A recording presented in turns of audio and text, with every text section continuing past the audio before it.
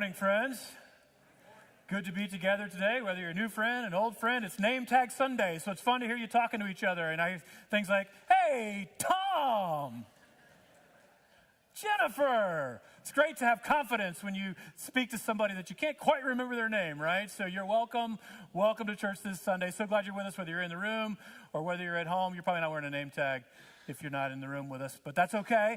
It's good to be here together today. We're going to continue in this series called A Time to Build. I'm excited about this series because it's an exciting time in the life of our church. We're about to turn the corner into our new ministry year starting in September, so a lot of cool things coming our way. It's a time to build physically. We're going to be entering a construction project here in a couple of months here, but it's also a time to build into our church. A lot of cool things happening, and so we're taking this series to talk about some of those things, and I'm excited about that.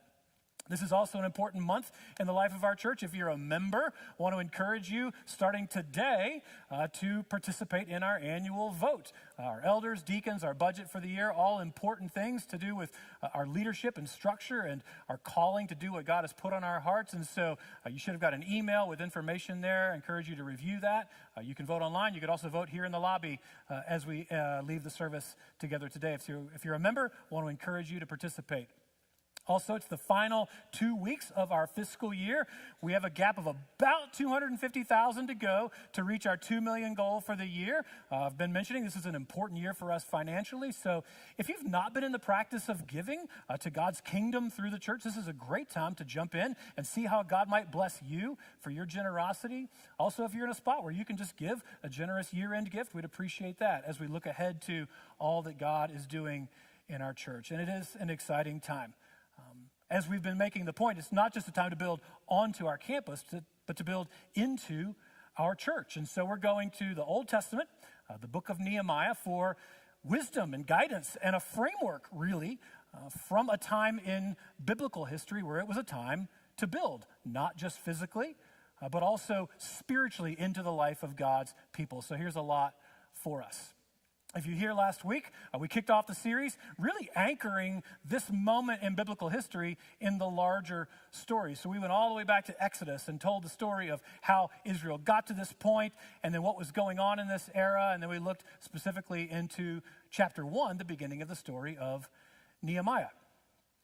And then something unusual happened when I left church last Sunday. And I just want to let you in on this. So it's football season. And I know a bunch of us already have started to watch not just the preseason games, but also the post-game press conferences, right? Where you get to hear the coach and the key players talk about what happened on the field. And so it's a chance, like if the quarterback, didn't play so well that day, to ask questions like, hey man, how come you threw like 14 passes 10 feet over the heads of your receivers? Like, what's going on there? Your game is off. And so in public sports, like we see this, right? It's normal. Thank God most of us in our jobs don't have to face the post-game presser, right? How interesting would that be if it's like, hey man, why'd you send that email at 9:30 this morning? Like, why'd you say it that way? Or you made that comment in a meeting. That was weird. How come you made that comment? Like, we don't get that.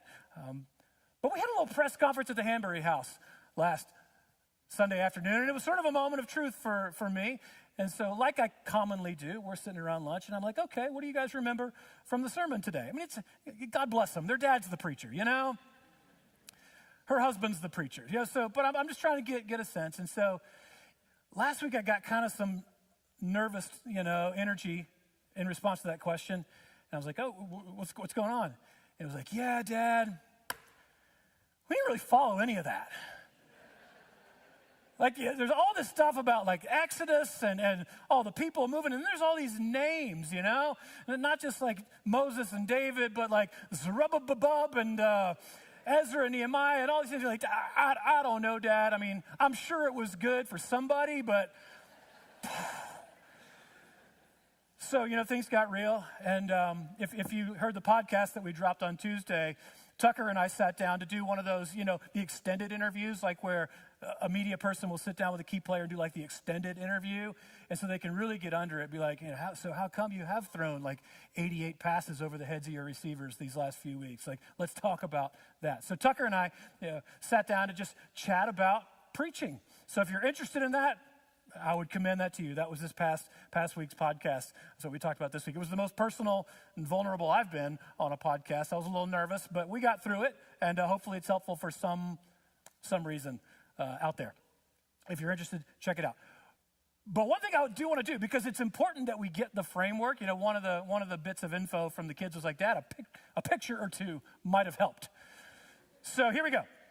We're gonna revisit this and see if we can't lay down some foundations, because the foundations that are biblically in the biblical story are a huge part of the foundations that we want to lay here as a church. So let's go back. There was an important time in Israel's history called the Exodus. The Exodus from slavery in Egypt happened around 1446 BC. And then immediately after that, 2 months after that, there was the giving of the law. So this was Moses at Mount Sinai, and this was God giving him the law, and this was showing them the ways of God, how the people could live under God's ways. And then about 500 years later, and there's a lot of Old Testament that happened between these two things, David was raised up. He was the greatest king Israel ever had. And one of the key accomplishments was that he conquered the city of Jerusalem. And that became the city of God. It was the epicenter of God's kingdom on earth. And it was a reflection of all that God was doing and would do even into eternity. And so this became the city of God, reflective of his kingdom. And then under David's son Solomon, God put it in his heart to build the temple. And the temple was where the presence of God met with his people. And so it's where they worshiped him. And all this happened between about 1446 BC and 966 BC. But then something terrible happened. The people disobeyed God. The foundations had been laid, but they began to take them for granted. They began to stray from God's ways. They began to disregard the temple and the ways of worshiping God, and they began to betray his kingdom. And so in 586 BC, God brought along judgment on God's people. And so all those foundations essentially went dark. The city, the temple were destroyed by Babylon. And then a last wave of exiles, of Israelites, was taken into exile, away from their homeland, off into exile in Babylon. And so this entered a dark period in the history of Israel. And it was the period of exile, where they were away from the homeland, where the foundations had been laid. But there was good news in the middle of it, because there was a prophecy that had been given through Jeremiah that this time would come to an end. And in Jeremiah 29, 10 and 11, we see this great promise to his people. This is what the Lord says. When 70 years are completed for Babylon, I will come to you and fulfill my good promise to bring you back to this place. For I know the plans I have for you, declares the Lord. Plans to prosper you, not to harm you. Plans to give you a hope and a future. And so God promised that one day his people would be brought back. And so when we get to the books of Ezra and Nehemiah, this is that second Exodus. It was that coming back. And this is an Exodus not from slavery in Egypt, but an Exodus from exile back to their homeland, where the foundations could be laid again. And so in 538 BC, that was the city. So the walls had been broken down, the gates had been burned by fire, but God used Nehemiah to complete this going back to go forward, this rebuilding, the relaying of the foundations of Israel and their relationship with God. And so here's the complete picture of the foundations of Israel, both when they were originally laid under Moses, David, and Solomon, and then how they were rebuilt. And the point we made when we started this series is sometimes, in order to go forward into the good plans God has for us, we got to go back. And we got to revisit some things. We got to rebuild some things. And this is the story that we're entering when we read the story of Nehemiah. And this is instructive for us as we think about our vision for a year of building as a church. In many ways, we want to take this as an opportunity not just to build onto our campus, but to go back and revisit some of the foundations of who we are as a church and how we do ministry as a church. And so we're using these three foundations as a framework for us. First, we want to revisit God's presence in our midst. And so we're going to focus in this coming year on enriching our worship services. Next Sunday, I'm going to share some detail with you about our vision for how we can expand on our experience of God's presence in what we're doing right now in our worship services. But it doesn't just stop when we gather. We want to revisit God's ways and examine all the things that we do in our discipleship ministries. Discipleship is just a word for following Jesus day in and day out in obedience to him. So we want to strengthen our discipleship ministries from kids all the way through to adults. And in 2 weeks, I'm going to share some vision about what we're considering and praying through for how we can build into our church in terms of God's ways, in God's law among us. And then thirdly, God's kingdom. And so we want to be an outpost of God's kingdom. We want to bring the good news of Jesus all around Lake Norman. We want to reach our community. So we want to use this year to prepare for some new outreach opportunities that we're going to have the opportunity to do through investing in our campus. So God's temple, God's law, God's kingdom, God's presence, his ways, his kingdom in our midst. This is what we're going to be leaning into this year. This is our vision. And yeah, you can anticipate that there are going to be some changes. I saw a quote recently that said, "Nothing changes if nothing changes." And so there are going to be some new things, but I want to say a few things about that because I know we can get a little nervous, and that's understandable. I want to tell you about some things that aren't going to change. Our doctrine will not change. Our theology will not change. Our ministry philosophy and our core DNA will not change. But what we are going to do is, as we revisit these foundations, we want to ask again and again and again a couple of key questions regarding everything that we do. The first is, how can we care for 100% of our church? From young to old, new to been around here a long time, folks who've been Christians for a long, long time, and others who are just now exploring Christianity. We want to care for everybody that's a part of our church. That includes you. That includes people you've never met because you don't really intersect with them all that much. But it's an opportunity just to look at everything we're doing and say, all right, how are we caring for everybody in our church today? And in case you haven't noticed, we're not the same group of people today that we were even a year ago or 5 or 10 years ago. So we need to continually ask this question: who are we today? How is God shaping us and growing us? And we have been growing significantly, and so changes are already happening. How can we care for everybody? Second key question is, how can we reach the next 1% of our community? Where does that 1% come from? Well, there's an idea out there that if 25% of a community or a group of people are really stirred and moved and gripped by a concept or an idea, in our case, the gospel, the love of Jesus, if 25% of Lake Norman were to experience the healing, the connection, the purpose that can only come through Jesus, then statistics tell us that would have an incredible outsized impact on our community for decades to come. And so we've been talking about this idea of, what if we could reach the next 1% of our community that's not experiencing the healing that Jesus has to bring, that desperately needs the connection that only Jesus can provide, and needs to discover the purpose that God has created them for? What if we could do our part in our community? We're not going to get to 25%, but what if we could reach the next 1% in the next 10 years? What kind of impact would that have on our community? And so we've begun to use that as a decision-making filter. Like, what can we do today that can help us more and more reach our community? And just perhaps there might be a movement, not only in our church, but among other churches in our area, that might see 25% of our community experiencing the love of Jesus and the good news of the gospel. And what might that do for our Lake Norman community in the next generation? So 100% and 1%. And if you do some creative math, that gets you to 101%. And so we want to consider both the 100 and the 1, and that's our commitment. We want to be committed in everything that we do to saying, is this what's best for the 100% and the 1%? And are we giving 101% of our commitment to those things? That's the vision. That's what we're going to be unfolding for the next few weeks. I'm excited for this moment. I hope you'll lean in and be part of it as we go back in order to go forward. And so for that, we're going to look to Nehemiah. Nehemiah's call was to go back, and as we saw last week, he had a hard job to do. Nehemiah's call was to go back and deal with disgrace. because the walls of Jerusalem had been broken down, the gates were burned by fire. This city that was the outpost of God's kingdom on earth was in shambles. It brought shame on the name of God. It brought shame on God's people. And his is a story of going back to deal with that disgrace so that God's people could move forward into those good plans, that hope and the future that God had for him.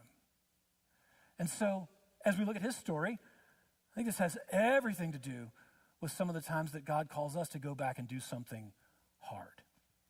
And it's just true, isn't it, that sometimes we come into a place of life where we experience trouble.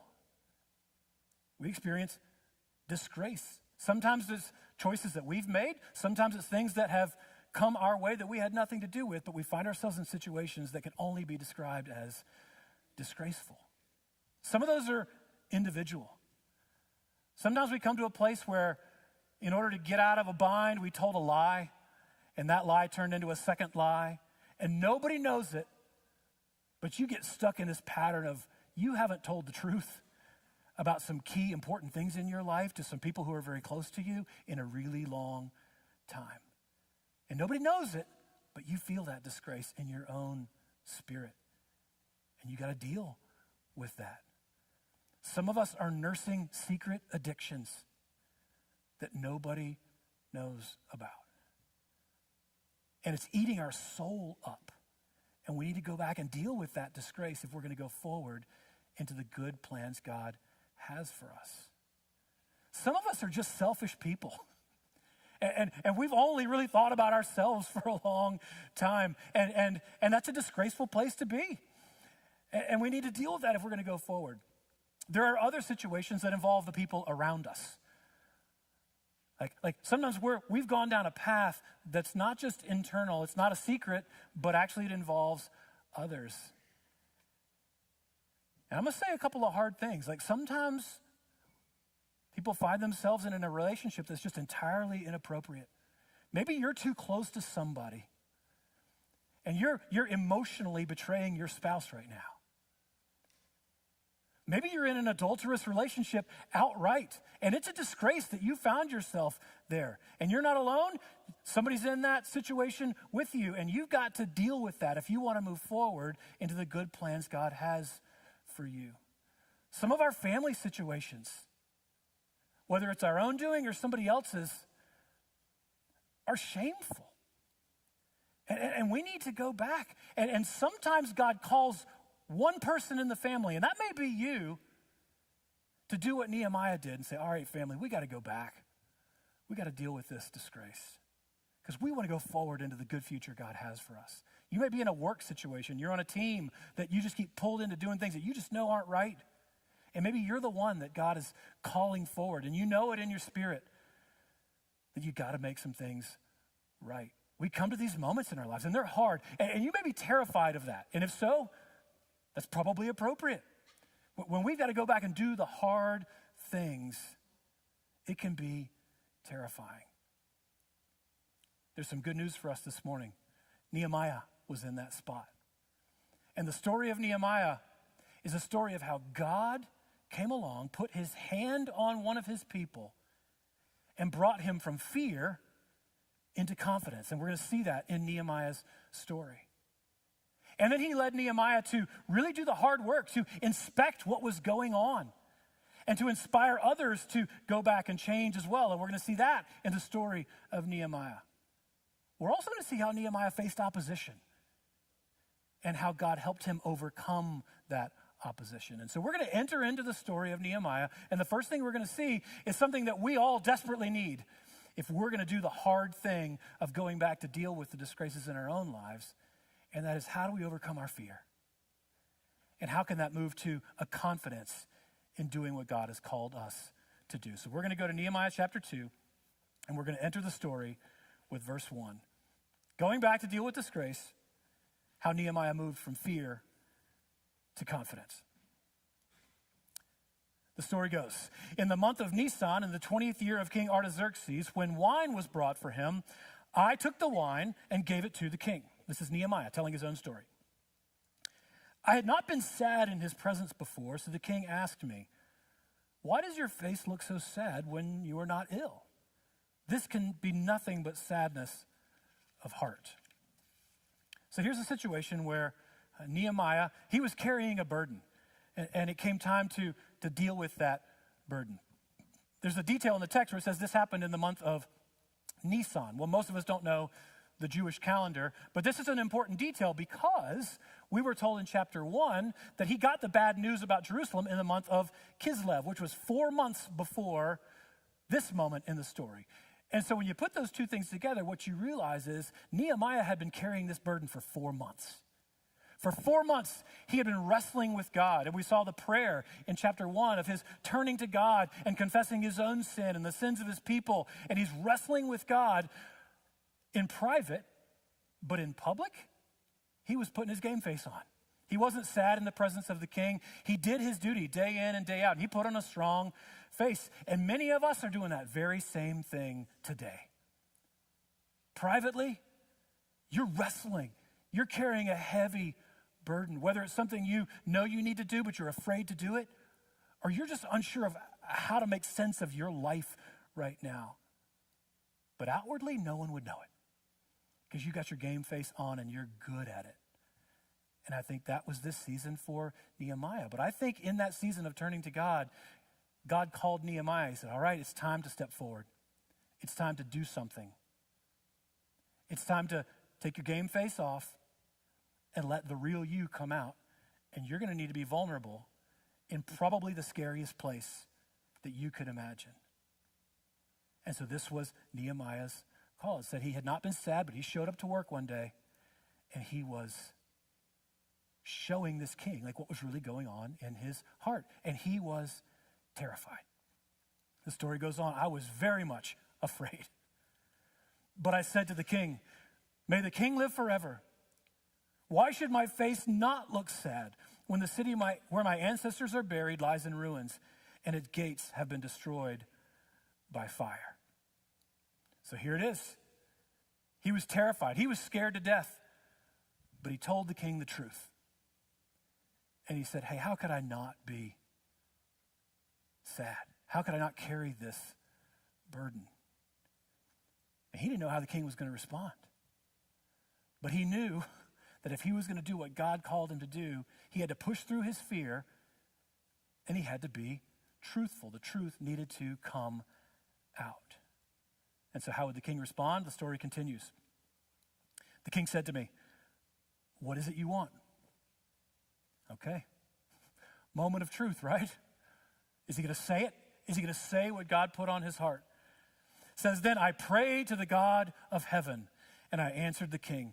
If it pleases the king, and if your servant has found favor in his sight, let him send me to the city in Judah where my ancestors are buried so that I can rebuild it. Okay, this is the request. He doesn't know what's going to happen, but he puts his request in front of the king. But he made an important move in the middle of that. Did you catch that? He said, then I prayed to the God of heaven. If he's going to go from fear to confidence, it's going to come through prayer. This is the second reference in Nehemiah to Nehemiah praying. The first was this 4 months of praying in God's presence, pouring his heart out to God.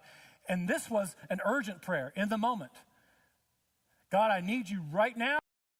Rebuild. I think it's good to stop and reflect.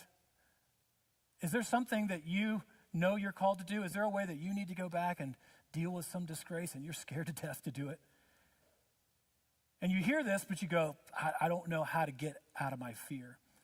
Well, for Nehemiah, it was prayer. And you know it's the same thing for us. Philippians 4, 6, and 7, written to Christians, followers of Jesus. And the invitation is still the same. Don't be anxious about anything, but in every situation, by prayer and petition, with thanksgiving, present your requests to God. And the peace of God, which transcends all understanding, will guard your hearts and minds in Christ Jesus. So prayer is that key to overcoming our fear and moving toward confidence. And this is what Nehemiah did. Prayed to God, made his request to the king, and then what happened? Then the king, with the queen sitting beside him, asked me, how long will your journey take? And when will you get back? Translation, go ahead, Nehemiah. You imagine if you're Nehemiah, for 4 months, you've been dreading this moment. And you finally got to it. You prayed to God, you stepped out, you overcame your fears, and the king granted the request. All right, Nehemiah, how long are you going to be gone? How long is your turn going to take? And when are you going to get back? And so Nehemiah interpreted that answer. It pleased the king to send me. So I set a time. And here came his confidence began to grow in this moment as he saw what God did through the king's heart, through Nehemiah's appeal. He said, I also said to him, if it pleases the king, may I have letters to the governors of Trans-Euphrates so that they will provide me safe conduct until I arrive in Jerusalem. And may I have a letter to Asaph, keeper of the royal park, so he will give me timber to make beams for the gates of the citadel by the temple and for the city wall and for the residence I will occupy. And so here the story starts to speed up. And you feel that? Like the confidence began to well up in Nehemiah. Like he had pushed through his fear, trusting in God. He prayed, and then he began to see how God had already been at work making the way. And so then he puts these other plans before the king. And you can tell Nehemiah wasn't making this up on the spot. I think in those 4 months of prayer to God, God was giving him the plan. Like, all right, Nehemiah, when you go back, you're going to need safe passage. When you go back, you're going to need supplies. And so I think Nehemiah, being the capable administrator that he was building this plan under God's direction. And now he was unfolding it for the king. Why would he have needed protection? Well, here's the Trans-Euphrates. It's not a term that we all know very much. It's also called the Fertile Crescent to this day. And so Nehemiah was way over to the east in Susa on the right. He had to go to Jerusalem in Judah over on the left, and he had to follow the path of the Euphrates River. You see that red dotted line there. But notice all those cities and regions in between. Most of those were hostile to God's kingdom in the world. And he knew he was going to need protection to get from one to the other. And so this is what he asked God for, protection to move through the Trans-Euphrates. And also this permission given by the king, there's another detail that's interesting. Said the king gave him permission with the queen sitting beside him. Why include that detail? There's no other mention of a queen in the story. Well, this king's name was Artaxerxes. His father's name was Xerxes, who had taken on Esther as queen. And so historians don't know, but it's entirely possible that the queen that's referenced in this story could have been Esther. If she outlived her husband, Xerxes, now it's the reign of his son, Artaxerxes, but as long as she was living, she would have still had the distinction of queen. I believe God used Esther not only to deliver God's people when she was young, but toward the end of her life as well. I believe we see God's hand on Esther influencing this king, her husband's son, in delivering God's people once again to go back and rebuild the foundations. That's a pretty cool cameo appearance by Queen Esther. And it's just like God to pull these things together. It's the hand of God at work, which is exactly what Nehemiah recognized. He says this as he continues to tell us his story. He said, because the gracious hand of my God was on me, the king granted my requests. So I went to the governors of Trans-Euphrates and gave them the king's letters. The king had also sent army officers and cavalry with me. So the king granted the request. He gave him safe provision. And then just like God put it on the heart of the king to give him even more than he asked for. Nehemiah got a military escort as well to go from Susa back to Jerusalem. God was paving the way. And this was such good news for Nehemiah. It was evidence that the hand of God was on him. And that's the key point. And that's something we need to know as well. For us to go back and deal with the hard things in our lives, we need to know God's hand is on us. Well, one of the other pieces of good news, one of the cool early expressions of the gospel is that if you go back to the prophecy from Jeremiah, that he was going to bring his people into good plans, a hope and a future. That was in Jeremiah chapter 29. The next two chapters, Jeremiah 30 and 31, talk about a time that was coming when not only would it be God's hand guiding his people, but it would be his spirit indwelling his people through his son, the Messiah, Jesus who would come. And that's our link to this story. If you're a Christian, if you're a follower of Jesus, then you possess the Spirit of God, the Spirit of Jesus, and God's hand is on you.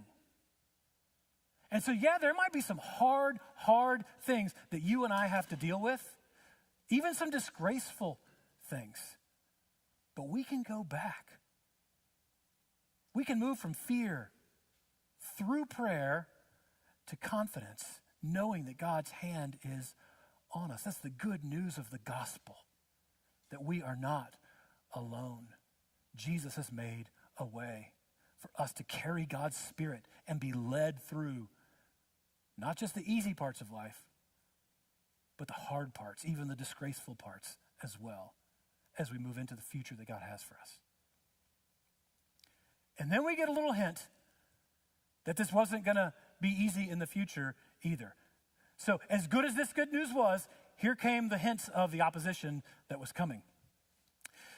When Sanballat the Horonite and Tobiah the Ammonite official heard about this, that is, the king making a way for Nehemiah to come back and rebuild the city, they were very much disturbed that someone had come to promote the welfare of the Israelites. So Sanballat and Tobiah, they were Samarian officials. Samaria was just to the north of Judah and Jerusalem. So their neighbors to the north were hostile to what they wanted to do, what God wanted to do in Jerusalem. And this is just one more expression of the enemy that's always fighting against God and God's plans. And we know that we have an enemy as well when we're doing what God has called us to. But there's a way to fight that opposition, and we're going to see that in just a moment. But at this point, Nehemiah had pushed through his fear, through prayer, had come to a place of confidence. And then the story starts to speed up. And Nehemiah arrives in Jerusalem, confident in the hand of God. And what did he do? He did two things. One, he inspected the damage. He wanted to see exactly what this situation was. He did his homework. And then he set out to inspire those around him, because this was a project that it wasn't just an inner project for Nehemiah. He'd been doing a lot of internal work to get to this point, but now it was time for others to join in. It wasn't something that Nehemiah could do alone. Others had to join him in this going back to rebuild. And so let's see how Nehemiah inspected the damage and then inspired the people around him. The story picks up. Chapter 2, verse 11. It says, I went to Jerusalem, and after staying there 3 days, I set out during the night with a few others. I had not told anyone what my God had put in my heart to do for Jerusalem. There were no mounts with me except the one I was riding on. By night, I went out through the valley gate toward the jackal well and the dung gate, examining the walls of Jerusalem, which had been broken down, and its gates, which had been burned, destroyed by fire. Then I moved toward the fountain gate and the king's pool, but there was not enough room for my mount to get through, so I went up the valley by night, examining the wall. Finally, I turned back and re-entered through the valley gate. The officials did not know where I had gone or what I was doing, because as yet I had said nothing to the Jews or the priests or nobles or officials or any others who would be doing the work. So historians call this Nehemiah's night ride. And he starts to ride around the walls of Jerusalem, and I don't have a picture in my head of what that looks like, so I assume you don't either. Here's the walls of Jerusalem. It's about 2 miles around. The walls of that day would have been about 6 to 8 feet wide and about 20 to 40 feet high. So massive project, right? Huge walls that had been torn down. And so starting with the number 1 in the middle, this is kind of a map of what Nehemiah did that night. He came out and he was riding around. And you notice the detail in the text, maybe a surprising amount of detail. He's naming the gates. He's naming the sections of the wall. It's one of the clues that when we read accounts like this, it's not just a fable or a myth, but this is history. Like, we're reading what Nehemiah actually did. It gives validation to the fact that it was really him writing this account for us. Because if you were telling a story of what you did, the details would matter, and you would know those details. So this is the story that Nehemiah tells us of his night ride. He's doing his homework. He's understanding not just what had been reported to him, but really what's the condition, what's it going to take to get this thing done. And this is what he discerned. And only when he understood, right, when he had done his homework, then it was time to bring it to the people. And this is what we see as the story continues. Then I said to them, you see the trouble we are in. Jerusalem lies in ruins, and its gates have been burned with fire. So come, let us rebuild the wall of Jerusalem, and we will no longer be in disgrace. I also told them about the gracious hand of my God on me and what the king had said to me. And they replied, well, then let us start rebuilding. So they began this good work. What did Nehemiah have to do? He had to help the people see what he had seen.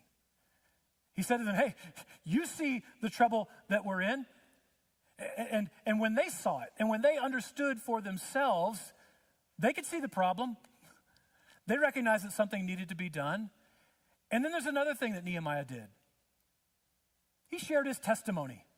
He told the people about what God had been doing in his life. And I bet he told them about how scared he was.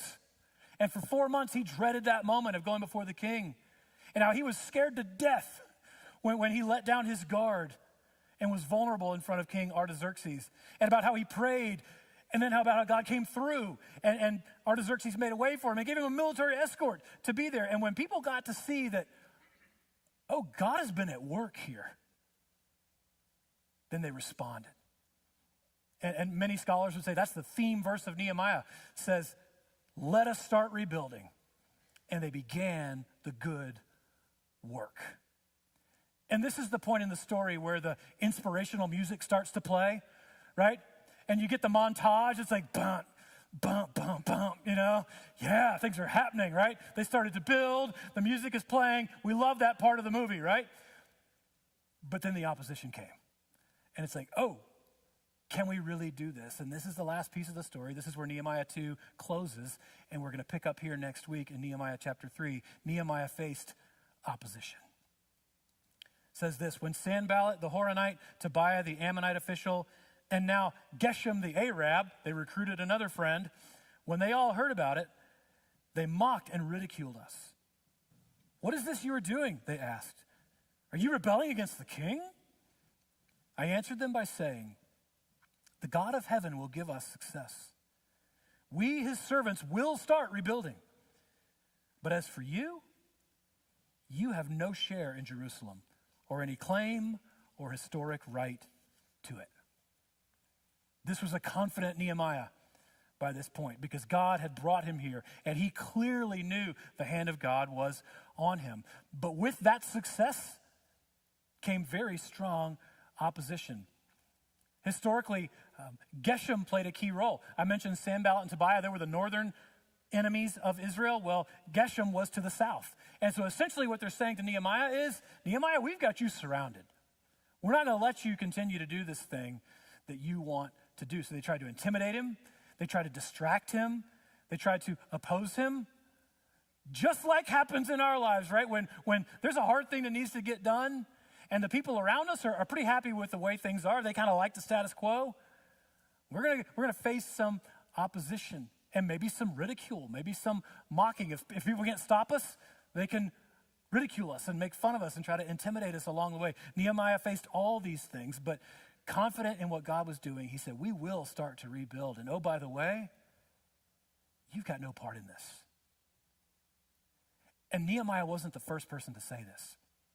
Zerubbabel, maybe 75 or so years earlier, said the same thing to the opponents when he went back to rebuild the temple. This was a season in the history of Israel of drawing some clear lines, of saying, we are the people of God.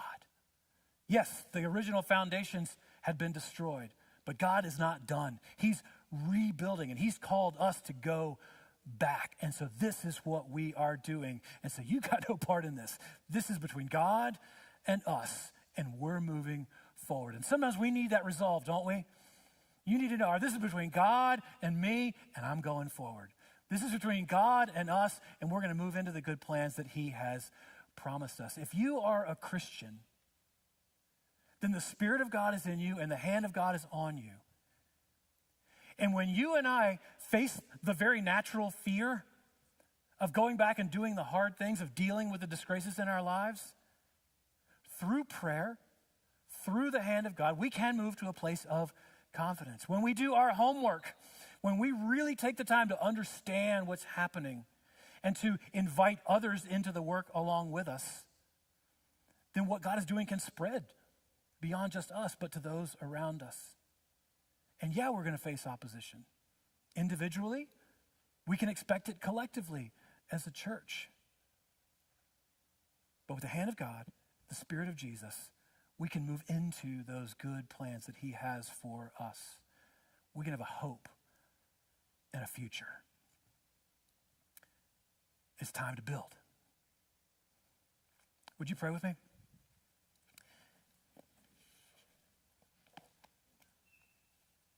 I don't know where you are today. I don't know what comes to your mind when we talk about disgrace. I don't know what God is calling you to or what he's putting on your heart. But I know that when he does this, it can be scary.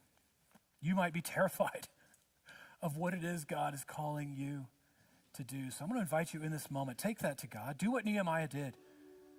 Before you even leave this place, turn to God. Ask him for the courage, the confidence to face your fear, to do what God is calling you to do. And trust his hand. If you're here and you've never put your faith and trust in Jesus,